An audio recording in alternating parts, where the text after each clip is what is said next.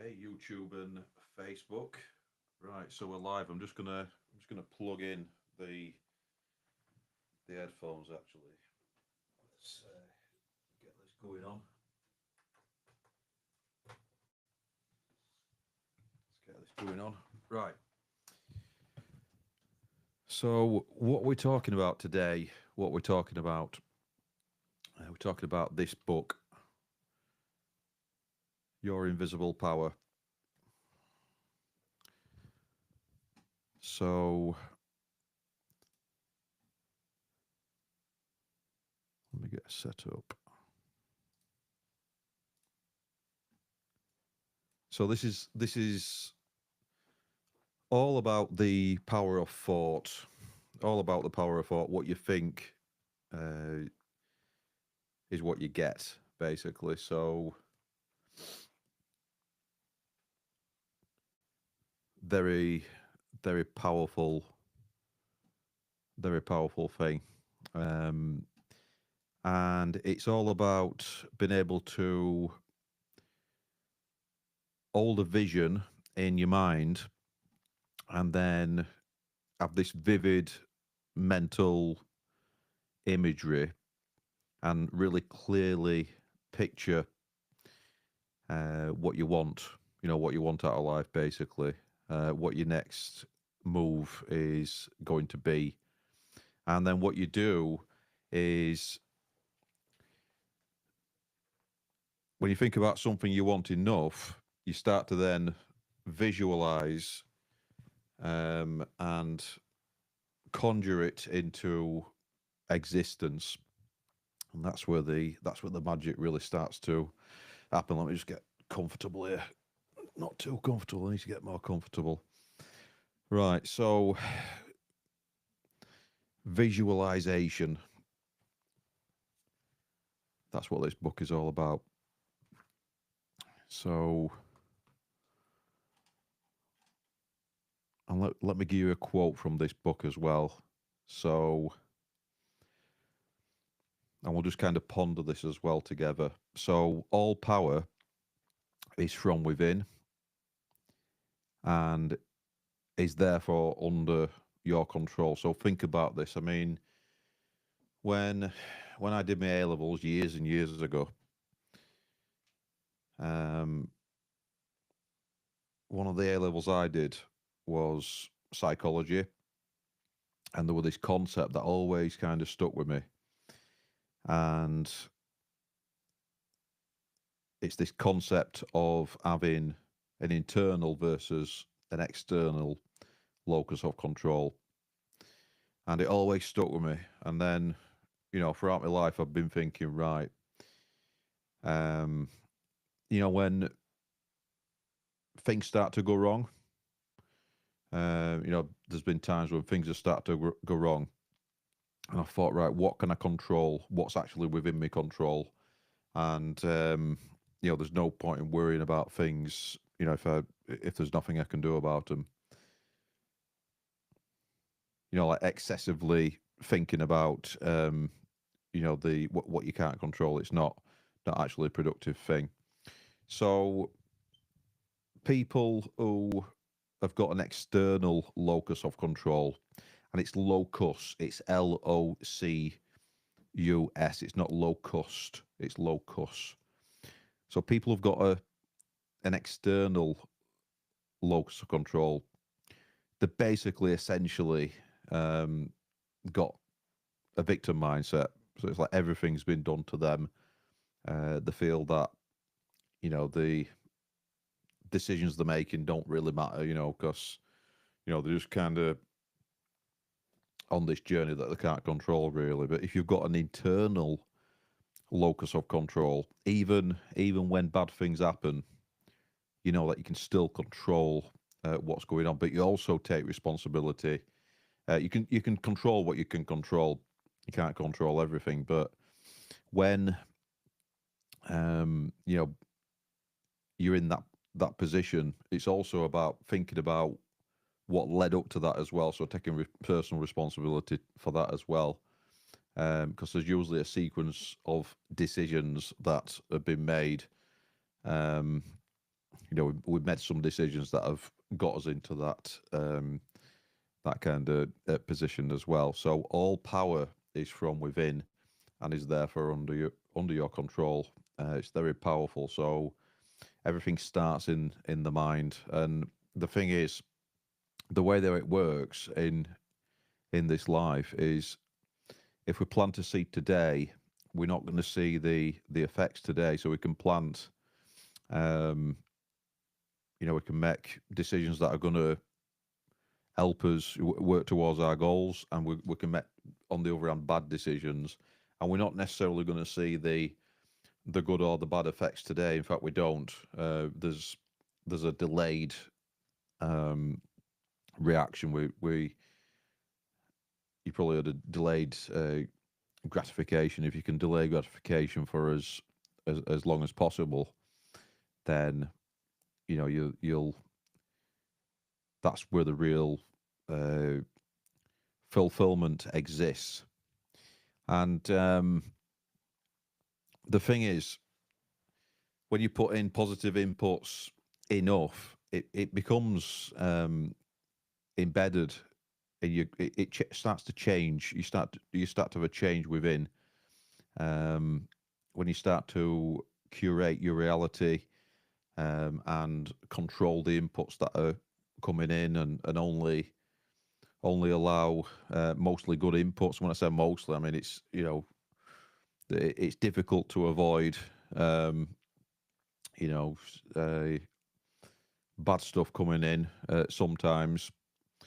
So yeah, it's controlling it as much as you can, controlling your environment. And James Clear talks about changing your environment. If you want to change, often when you want to change and better yourself, it can be a matter of changing the environment. Tidying up your space, clearing up. You probably heard out with the old, in with the new.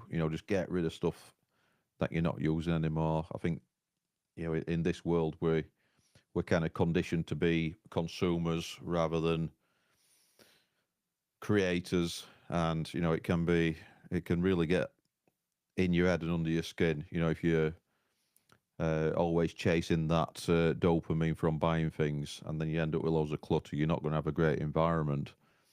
And that's certainly something that um, it's certainly something that affects me, and it's something that I'm working on now. So we've all heard of the the law of attraction, or well, a lot of us have. If you haven't heard of it, then the law of attraction is all about that like attracts like, basically. So you've got to prepare yourself, prepare your environment, uh, change. Have some positive change, but it's also about eliminating negative self speak and stuff like that, tackling limiting beliefs with uh, affirmations, and then got to understand that positive thoughts can uh, and negative thoughts can bring you experiences, but obviously, um, if you're thinking positively, you're gonna if you believe in the law of attraction, and I 100% do. If you're in an high vibrational state, the same frequency as the things that you're looking to attract, you will attract them. But if you're operating from a low vibrational state, from fear and doubt and worry and shame and all that kind of thing, then you're gonna attract that as well. So got to be careful what you're thinking, because it's kind of not just thoughts, it's energy. um yeah, it's real energy. So yeah, this book is mostly about visualization. So having that vivid um, mental image of what you want fixed in your mind. So you're imagining the thing, you know, like when you're a child and you daydream. And I think as adults, unless we work in like really creative jobs, the the childlike power of imagination kind of dissipates over time, and we might be conditioned and told, you know, to be realistic about our dreams, and you know, get a job in this, that, and the other X, Y, or Z because that pays the best, and all that. So and the ability to dream and to, you know, imagine what you want your life to be like kind of um, gets conditioned out of you. It gets kind of removed and replaced with um, the rat race. You know, the 9 well 5 grind, the giving up 5 days to get 2 days back at the weekend, um, kind of thing that MJ DeMarco talks about in Unscripted. But yeah, there's common themes in all of these. You know, when I were younger, when I were in my 20s, they call them like self help books, and they were kind of even like I remember like self improvement and self help stuff. There were, it might have just been my paradigm, but I just, there seemed to be like negative connotations around this kind of stuff, like, you know, and perhaps there still is, but you know, if you get into this stuff, you know, you're taught, you're taught at school that there's five senses, but when you actually get into this stuff, you realize that, you know, as human beings, we're the only being on on planet Earth with higher faculties. We've got the ability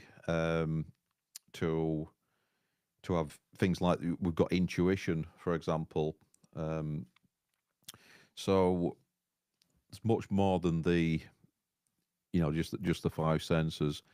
And I mean, the first law is the law of vibration. Everything's moving, nothing's still. And then the next most important law is the law of attraction. And kind of how it's worked in my life. There's a quote in this, another quote I'll give you from this book as well. So the law of attraction is always at work, and you know, what you think about, you bring about. But that's not always a positive, because if you're thinking, you know, if you're in a low vibrational state a lot of the time, then you're attracting more of that. You're attracting more. You know, if you're not in the same frequency as what you want, then you're going to attract what you don't want. So it's important to understand, it's a, we call it a double-edged sword, really. Um, you know, so it's not just like get into a high vibrational state and, you know, and attract, you know, good things. It's also avoid a low vibrational state, because you're going to be in one or the other, aren't you? Or you're different, whichever you know, level you're operating within, whatever frequency you're in. And so yeah, and so ways of staying as much as possible in an high vibrational state is really just a lot of your basics, but then perhaps some, what I'd call more less obvious stuff. So more advanced stuff. Like the basics for me,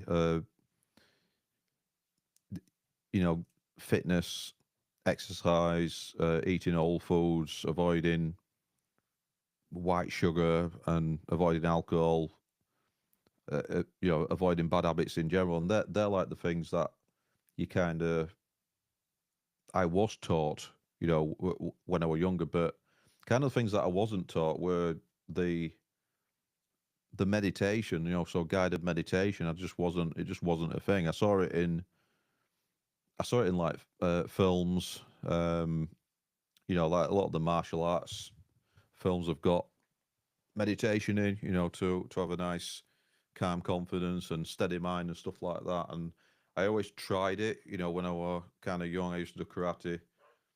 My dad had taken me to karate. Um, and Yeah, so I get into it to an extent, but I'm always kind of struggling. I'll kind of close my eyes and then I start to think about stuff. And the idea is that you're just focusing on kind of one thing. Like it could be um, a single point where you put uh, your fingers together or something like that. You're just focusing on something. Could be the birds tweeting. It's only when I started guided meditation that it really started to work. And the thing is, it can help you to connect to your true self, your inner self, the you know the spirit and soul. The way that I see it, um, is you've got body, mind, spirit, soul, and they all want to work in synergy. Um, and when you're doing things like meditation and when you're doing your gratitudes and things like that, and if you're not used to that kind of thing, or you think it's kind of something that doesn't work, then I'd try it. Things like breathing exercise and breath work and stuff like that. uh, Cold plungers, going for a brisk walk, sticking within your circadian rhythm, so going to bed at the same time or regularly, getting up at the same time every day. A lot of that I was taught, but then a lot of the other stuff, it kind of the meditation were a big one for me. The guided meditation is has been transformative because it's about kind of slowing down because you've got the kind of daily grind and you got all the inputs coming in and all that kind of thing. Um, and then you've got your reticular activating system. Your RAS, which is just seeing what you've conditioned to see. Like say, like as a human being, we only take so much stuff in, and it's whatever we tuned into. So I don't know if you've ever you've probably like driven down a road and then you've walked down the same road and you've noticed different things and you've not noticed them as you've been driving, or you've walked through town um, in an hurry, and then you've actually taken the time to sit down and have a coffee and have a look around and you notice new things. Um, Now, when I was growing up, like early on, there were no internet or anything like that, so I remember spending a lot of time in nature, and that were definitely, out of my childhood, some of the best times. The nature, um, the going down the fields. I remember walking with my granddad and stuff like that. There were great times, and you didn't have a phone with you. It wasn't like it's kind of like worrying these days where you see people hunched over the phone um walking across the road. Like they're down on the phone and they've got they've got their head in something else and they're not taking things in. And yeah, their reticular activating system will just be focused on that internet world, this virtual world. um and you know what, it does come down to, I mean, it's all about dopamine. It's all about that quick fix. and it's very much psychological, and it is when people are like doom scrolling and they find that they've been stuck on scrolling on the phone for 2 or 3 hours, and then they didn't actually sit down to do that. They wanted to do something else. They maybe had plans for the day, but they end up you know doing that instead of whatever they were meant to be doing. So it's a world of noise and information overload and temptation, and but how do you navigate it? How do I navigate it, and how do I protect, um, like shield myself from it as a business owner who uses social media, not only to get business, but to help clients to get more targeted leads and things like that. So the way that I see it is it's an ongoing attempt to be a creator, to be more of a creator and less of a consumer. So it's about being intentional with the day. So if I want to have 20 minutes scrolling or whatever, then it's planned, so it's you might think it's robotic, but to get stuff done every day as a business owner, you've got to plan things and actually have the discipline to to follow through. And that is where a book like this comes in, where you're sticking with your big goal, you're visualizing all you need to become to have what you want in future, so that your future self, if they could speak to you right now, they would thank you. So it's about being intentional, and that's one of the,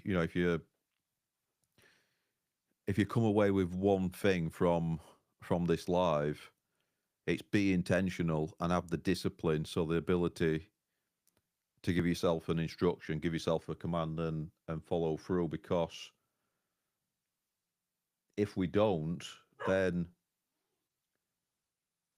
a lot of people are just spending 95% of the day in autopilot, doing habitual tasks, and just doing just on repeat, just on rinse and repeat, really, and not really growing. And if that's what they want, that's fine.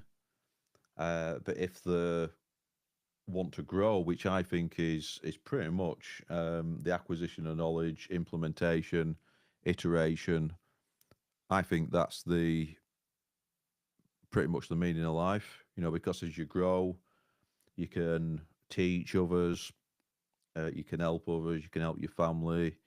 I think the spirits for, as Bob Proctor says, expansion and fuller expression. I don't think we're here to stagnate. I don't think we're here to be bored. I can't remember the last time I was bored. I don't think I've been bored since I was a kid, before we had the internet, really. But you know, it's everything in balance. It's like the body; it needs to get back into, after it's been in crisis and fight or flight, and the cortisol, the stress hormones been pumping, needs to get back to homeostasis. It's like if you drink alcohol, then the body is getting rid of the poison and it's looking to get back to homeostasis. um it's the body's a wonderful thing.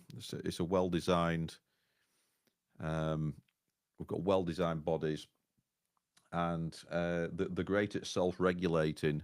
And it's the same with anything, but we can't overload them with too much of too much information, got to be very intentional about what we take in.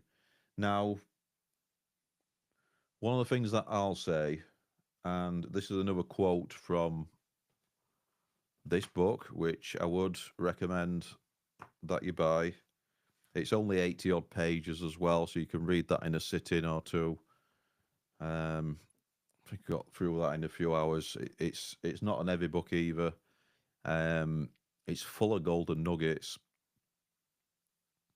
But the next quote that I wanted to let you know about, impart to you, is it's ask, believing you have already received, you shall receive. So this is all about feeling that it's already happened, because your brain won't know any different. You'll convince your brain. The way it works is you've got a big goal up here, and then you've got your paradigm. This is in your subconscious. This is your way of thinking right now. But you need to have a paradigm shift. You need to change into a 2.0 version of yourself in order to be this person who does these things. So let's say, I don't know, you're in an organization now, and you're working in the call center bit or something at the operational level, and you aspire to be a, I don't know, a departmental manager. You'll be acting and thinking in a certain way in the call center bit now, but as a manager, you'll be required to think differently, and there can't just be a big jump. There can't just be a sudden transition into that. You want to really start um, working as that future version of yourself. So how do you do that? How do you work as the future version of yourself? Just it starts with thinking. It starts with thinking differently. So the first quote I said, all power is from within and is therefore under your control. So the power it starts with a thought, becomes an action, and then it becomes an habit. And the thing is with habits is that if we do something different one day, it feels uncomfortable. And thank goodness we've got neuroplasticity, because, and if you're trying to change something, you've got to do it again and again, because neural pathways are created when we do things, and it feels uncomfortable because we're coming out of our comfort zone. It's not what we're used to. When we do things again and again and we create habits, um, our brain creates subroutines, just to automate it, because it thinks, right, Michael's doing that again and again. We're just gonna make it unconscious for him now. So it's in learning. It's the fourth and final stage. It's called unconscious competence. So it's where you can do things unconsciously. It's like the first stage of learning is unconscious incompetence. So you don't know what you don't know, and that's such a wild concept to me. You don't know what you don't know. So when you have a light bulb moment, or you think, wow, I wish I would have known that earlier, and you kind of even, it could suck you down into like lower vibrational frequencies, because you get regret that you didn't learn it earlier, or you get angry, which is all low vibrational. Anger is still low vibrational, but it's higher than things like shame and guilt. Um, but you learn something, you think, wow, I really don't know what I don't know. Every day is a school day, and the thing is, having humility and having, putting the ego aside, and being a student in life, being a lifelong learner, is something that I didn't do when, early on, like early 20s. I wouldn't have been open to things. There were a lot of ego. Um, there were a lot of arrogance. There were a lot of I know best, and oh, why don't you do it this way, and things like that. And people who were older and more experienced than me, I thought I could do better than them. But then, you get into their shoes and you think, oh, this is not as easy as I thought. This is actually, when you're in the thick of it, especially when the emotions and the fear, the false expectations appearing real, start to kick in. That's where you're outside of your comfort zone. But then you start to get used to it. You start to learn what works. You start to have ideas, then implement, and then course correct along the way. So yeah, that's kind of how it works. And then um, one of the big paradigm shifts that I had was this idea of abundance versus scarcity. So look, I mean, still got some limiting beliefs. I've been working through them. Just being transparent and honest and authentic and all that kind of thing. But um, there's still a lot of things that I'm working through, and these limiting beliefs that can be. You've got the number one thing. The number one thing I'll say is when you're studying stuff like this and you're doing things like um, holding a vision in your mind and you're working towards goals, and you're doing it every day. You're showing up for yourself. You're planning to tomorrow today, and you're putting your inputs in, and you're believing. What you're doing is you're fixing on your why. You're fixing on right. What do I want? But why do I want it as well? What is it going to mean? What is it going to mean for me? And when you're doing, like when I'm doing sales, I'll be finding out what motivates who I'm speaking to. And it's like, 'cause I do lead generation for companies, digital marketing, and it's like, well, yeah, you you I don't know. I speak to a lot of businesses where they're turning over the million mark and they want to get to like 1.5, 2 million, and they've been stuck at the million for 5 years, for example. Um, and then I'll say, well, look, you're at a million um, a year, like 80, 90 grand a month kind of thing. And so you're not starving, you're not going hungry, you've got a roof over your head, you've been doing it for a while. Why now? What, why do you want to do it? Um, and then it is digging into the pain. That's what sales is. But it's people buy based on because of emotion, and they justify it with logic. And what that means is people buy because they attach an emotion to wanting to change, and it's about wanting to change, and it requires change. It requires doing things differently. Um, you don't buy that expensive handbag, because you buy it because of status, which is all part of emotions. You don't buy it because you think, oh, that's great value for money, or you can get an handbag for 10 quid. So you get it because it you feel it makes you feel good. The same with that fancy car. You can run around um, in an Astra, like I've got an Astra, and that's perfectly fine. You don't need a Porsche, but if you want a Porsche, that could be a big motivator because that can make you feel good. And I wanted to touch on something as well. One of my college lecturers, something really stuck in my mind. He said you've got to have milestones when you've got to reward yourself when you're doing well. When you hit milestones, you've got to reward yourself.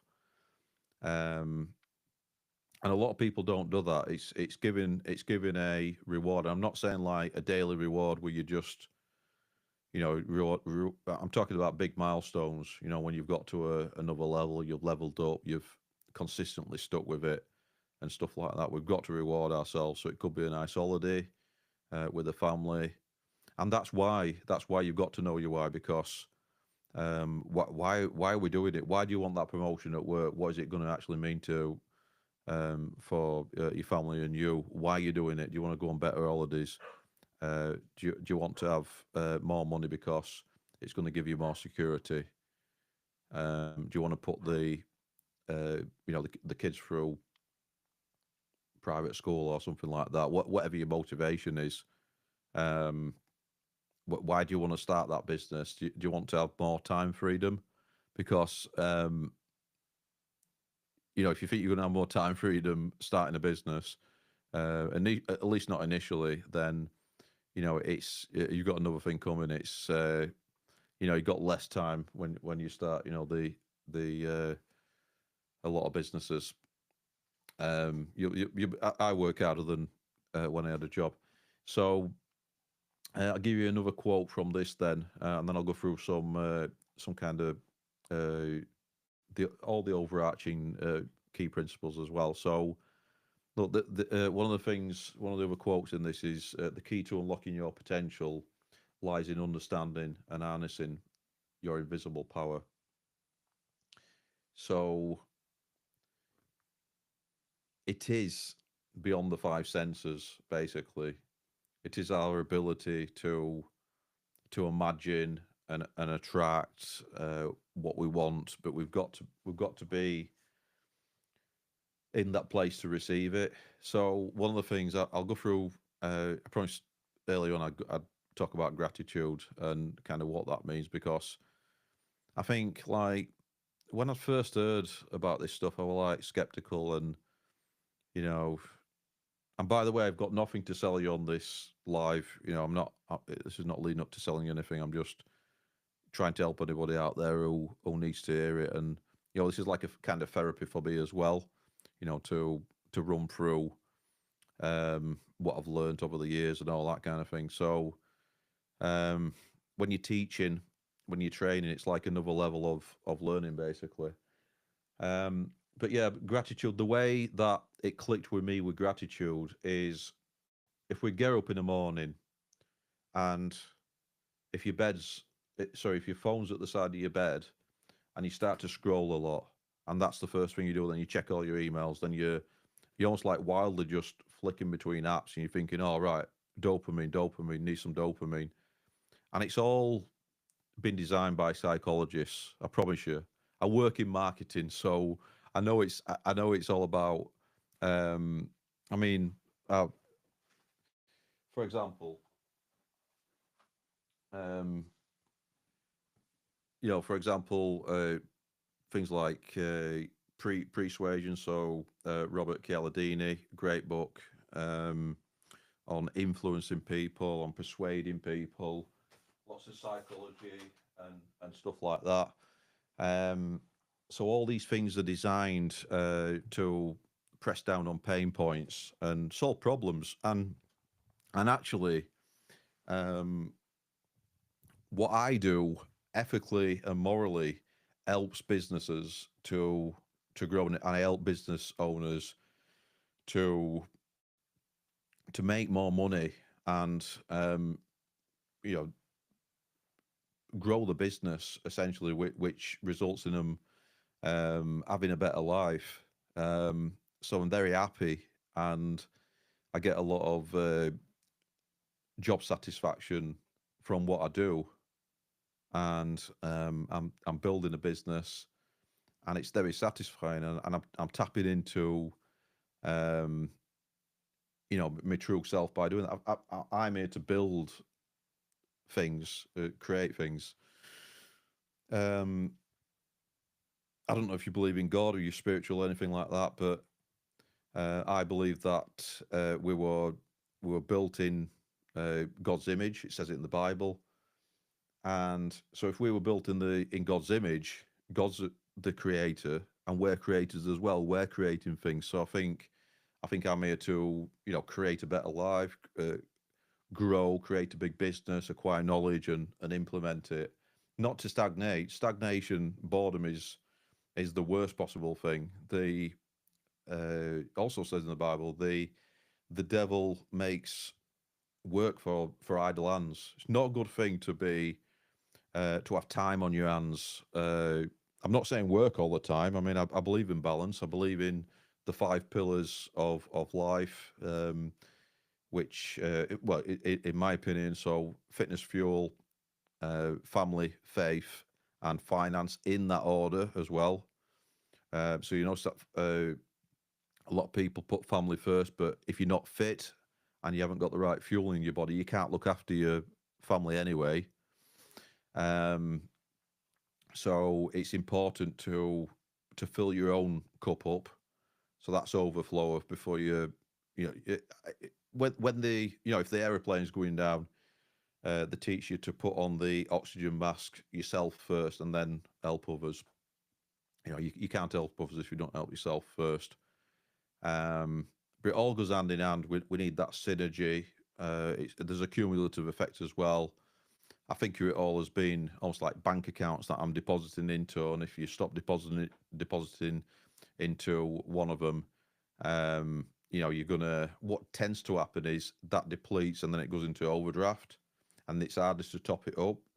You need to build up momentum to top it up. So it's a lot easier to actually just put daily inputs into everything and never neglect anything really. So today, um, been for a nice fish and chips in Wakefield with Vicky, spur of the moment for half an hour, and it topped up these kind of these bank accounts. And the thing is, if one bank account goes into overdraft, then it drags the other down. They've got to, it's like if you think about the five pillars that I've described, has been like one egg, and quite fragile. We're quite fragile as human beings, really. And if an egg cracks a bit, the kind of referential integrity or the structure is compromised. So if it cracks a bit, it can crack a lot, and it can crack all five. So if one goes down, you tend to find that you neglect others trying to get that one back up because you've lost momentum on it.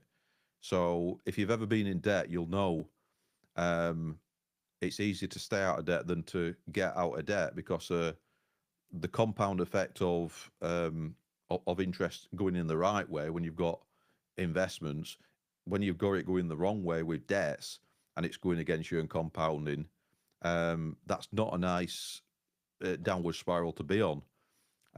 So if you let one of your areas, like your health, for example, if you're really grinding in your business but not going for a walk every day and not doing your meditation and not doing your mindful stuff and stuff like that, you're just really grinding in your business, your health's going to suffer. And there's an old saying, you spend a lot of your life building your wealth, and then you'll spend the rest of your life spending your wealth on getting your health back.